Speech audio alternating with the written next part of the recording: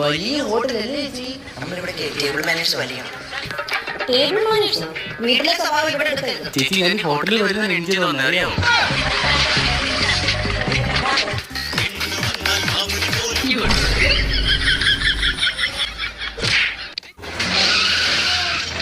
ശമ്പളം കൂടിയെന്ന് കഴിച്ചില്ലേ എനിക്ക് ചോറിറങ്ങൂല.